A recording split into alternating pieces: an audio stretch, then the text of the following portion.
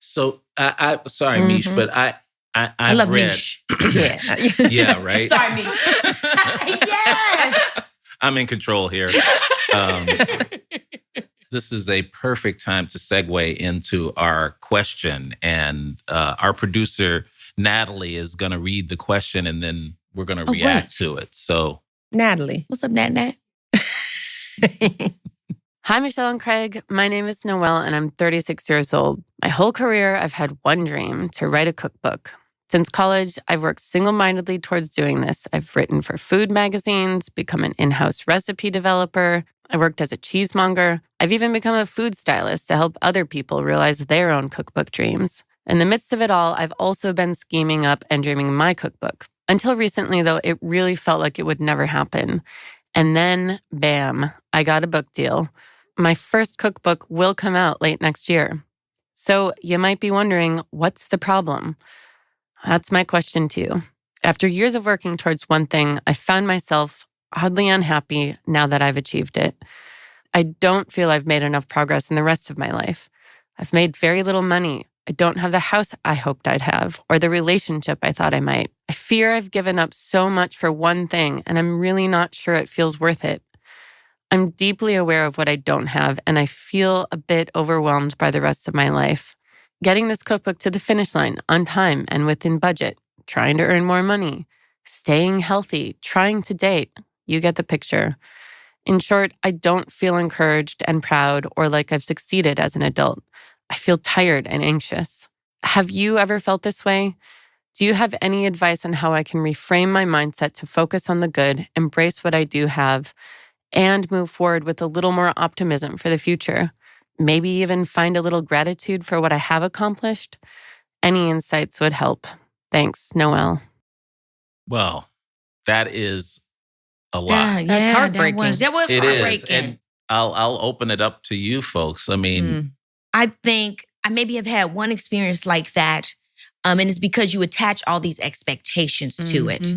You know what I mean? Like, it's one thing to say, I want to achieve this for me. And then there's another thing to say, I want to achieve something because I'm expecting all of this to come with it. You know how you can think about, well, once I get da-da-da, I'm going to have this, I'm going to have that, I'm going to have that. Right. And then you kind of continue to push the goalpost for yourself. So I remember when I did Akilah and the Bee, everybody kept saying, this movie is going to be a hit. This movie's going to bust it out. You're going to be a star.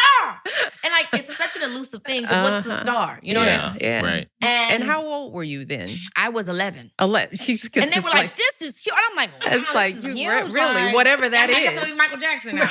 You know, like, it was like huge. You know? And then the movie came in and did so terrible in the box office. Although that was one of my favorite movies. And then the funny thing about it is, like, over time, it grew to be my most popular film. Yeah. And the thing that people most know me for. But I use that as an example in this is because our life is made up of many moments. It's not made, like, our legacy is not just that one thing we did. Okay, It's the KEKE. many, it's the many things that we did. And so, like, Akilah and the Bee was always there for people to come to and remember my work. And it grew over time amongst all the things I did. But I remember feeling in that moment being like, everybody lied to me. You know what I mean? I felt like when my mom told me I was going to be a big girl at 5, I still didn't get big. I was like, now, wait a minute, I'm still It's like, what is shorter it? than y'all. It sounds like big girl just means I can't be a baby.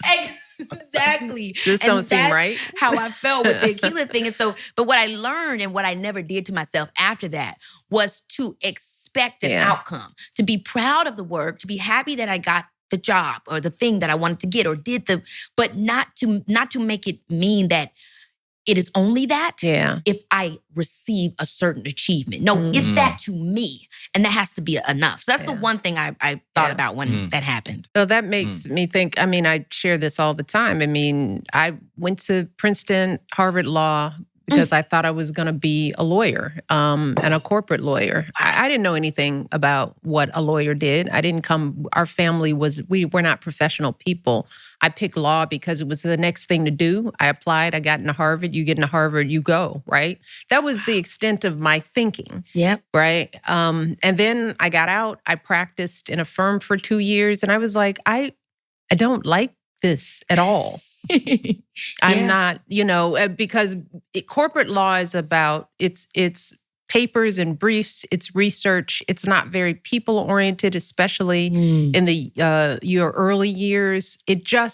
I had no idea what corporate law was. Right. And I had wonderful mentors. People supported me. I was able to achieve and do good things in that year, but I didn't know what that felt like. I did not want to be a lawyer. Yeah. As it turns out, after all that education and all those loans. But to your point, it was all them loans that we just paid off before Barack went into the White House. Okay. So, I mean, we were carrying debt, for a very long time for me not to be a lawyer. But to your point, I had no idea what that was going to mean and what that was going to feel like. It was just a goal that I set for myself. I didn't even know what it was based on. Yeah. I didn't know my why. I knew my what, but I didn't know my why. And I could have felt like a failure for it, right?